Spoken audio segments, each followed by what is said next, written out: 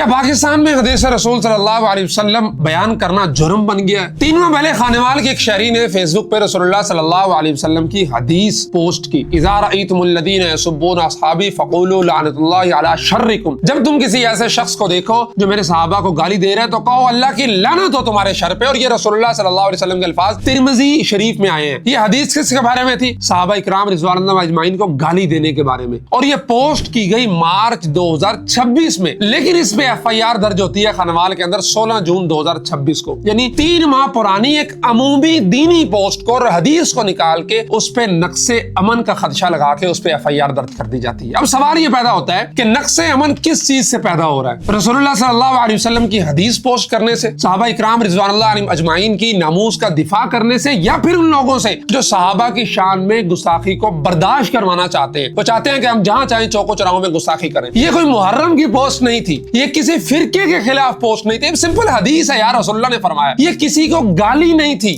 یہ کسی کے خلاف کوئی دھمکی نہیں تھی، یہ صرف ایک سمپل حدیث رسول تھی جس میں صحابہ کو گالی دینے والے کے بارے میں وہی بیان ہوئی تھی۔ اور ایسی پوسٹ کو بنیاد بنا کے مقدمہ درج کر دینا، ایسے تو SHO بلکہ DPO خانوال کے جو کنڈکٹ ہے، پروفیشنلزم ہے، اس پہ ایک سنجیدہ سوال اٹھتا ہے۔ اور پاکستان کے آئین کا جو آرٹیکل 19 ہے، جو آزادی اظہار کو اسلام کی عظمت، امن عامہ، شائستگی، اخلاقیات کی حدود کے تابع بتاتا ہے، یہ اس کے اندر یہ پوسٹ ہے آزادی اظہار رائے کے تحت۔ یعنی آئین یہ نہیں کہتا کہ مقدس شخصیات کی توہین کو تحفظ دو، بلکہ آئین کیا کہتا ہے؟ آئین کا آرٹیکل 298A وہ یہ کہتا ہے کہ صحابہ اکرام، اہل بیت، ازواج مطہرات اور دیگر مقدس شخصیات کی توہین و تنقیص کرنا قانوناً جرم ہے، اور یہی پیغام پاکستان کا مدعا ہے متفقہ طور پہ۔ اب ذرا غور کریں، قانون کہتا ہے صحابہ کو گالی دینا جرم ہے، پیغام پاکستان کا متفقہ قومی بیانیہ کہتا ہے کہ مقدس شخصیات کی توہین، نفرت انگیزی، فرقہ وارانہ اشتعال انگیز گفتگو اس معاشرے کے لیے زہر ہے۔ رسول اللہ صلی اللہ علیہ وسلم کی حدیث بھی یہی بتاتی ہے کہ صحابہ اکرام رضوان اللہ علیہم اجمعین کو نشانہ بنانا سنگین جرم اور سخت وعید کا باعث ہے۔ اب سوال یہ پیدا ہوتا ہے کہ جس شہری نے آئین، قانون، قومی بیانیہ، پیغام پاکستان اور حدیث رسول کے مطابق بات کی، بلکہ حدیث ہی پوسٹ کی کہ صحابہ کو گالی مت دو ورنہ اللہ کی لعنت برسے گی، اسی کے خلاف پولیس FIR درج کر دیتی ہے۔ نقص امن تو وہ لوگ پیدا کر رہے ہیں جو 3 ماہ پرانی پوسٹ کی گئی حدیث کو نکال کے پولیس کے پاس پہنچاتے ہیں، اسے فرقہ وارانہ رنگ دیتے ہیں اور قانون کا رخ حدیث بیان کرنے والے کی طرف موڑنے کی کوشش کرتے ہیں۔ سمجھ نہیں آ رہی آپ کو میری بات؟ میں آسان مثال سے سمجھاتا ہوں۔ اگر میں ایک چوک کے اندر کھڑا ہو کے کہنا شروع کر دوں گا جی چور کو سخت سے سخت سزا دینی چاہیے، اس کا ہاتھ کاٹ دینا چاہیے، اور فوراً کچھ لوگ آ جائیں اور میرے خلاف بات کرنا شروع کر دیں، شور مچانا شروع کر دیں، تو اس کا مطلب کیا ہوگا؟ اس کا مطلب یہی ہوگا کہ وہ چور ہے اور اس کو تکلیف ہے میرے سوال کرنے سے کہ چور کا ہاتھ کاٹو، یعنی اسے آئین سے، قانون سے، ان چیزوں سے تکلیف ہے۔ تو جو لوگ اس طرح کے FIRs کٹوا رہے ہیں، اصل نقص امن تو وہ ہے، یعنی صحابہ اکرام رضوان اللہ اجمعین کو گالی دینے کے بارے میں جو حدیث ہے وہ سن کے اگر کوئی بندہ مشتعل ہو رہا ہے تو سوال یہ پیدا ہوتا ہے کہ اسے تکلیف حدیث سے ہے یا پھر اسے تکلیف ایکسپوز ہونے سے ہے کہ جی میں ایکسپوز ہو گیا، میں تو صحابہ کو گالی دیتا ہوں۔ یہ FIR صرف ایک شہری کے خلاف نہیں ہے، یہ آپ نے تمام اہل سنت کے خلاف کاٹی ہے کہ ان کا یہ ایمان ہے، عقیدہ ہے حدیث کے مطابق کہ جو صحابہ کو گالی دیتا ہے اللہ کی لعنت اس پہ برستی ہے۔ تو IG پنجاب صاحب 298A ہو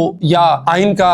آرٹیکل 19 ہو جس کے مطابق بندہ اظہار آزادی، اظہار رائے کا وہ اس کو حق حاصل ہے، اس کے مطابق یہ سوال آپ پہ بنتا ہے، آپ کی فورس پہ بنتا ہے، DPO خانوال پہ بنتا ہے کہ ایک شہری کو محض حدیث رسول پوسٹ کرنے پہ آپ لوگوں نے گرفتار کر دیا، ملزم بنا دیا۔ ہمارا مطالبہ واضح ہے کہ اس FIR کا فوری جائزہ لیا جائے، ملزم کو ہراساں نہ کیا جائے۔ پاکستان کی اکثریت آبادی اہل سنت کی جو عقائد ہے، مقدس شخصیات ہیں، آئین کے مطابق جو آئین نے ان کو تحفظ دیا وہ تحفظ دیں، اور پیغام پاکستان 19.3 کا آئین کو چھوڑیں، آپ پیغام پاکستان کی بات ہی کر لیں یار، وہ کہتا ہے کہ اس طرح کے کام نہ کیے جائیں جس سے معاشرے کے اندر نقص امن پیدا، اور نقص امن کن لوگوں سے پیدا ہو رہا ہے وہ آپ کو بھی پتا ہے، جو چوکو چراہوں میں گستاخیوں کے لائسنس مانگتے پھر رہے ہیں آپ سے، اور اس طرح کی FIRs دے کے آپ ان کو لائسنس ان کے ہاتھوں میں تھما رہے ہیں کہ وہ جہاں چاہیں، جیسے چاہیں، جب چاہیں، جتنی چاہیں صحابہ کی شان میں گستاخیاں کرتے رہیں اور اہل سنت حدیث بھی بیان نہ کر سکیں۔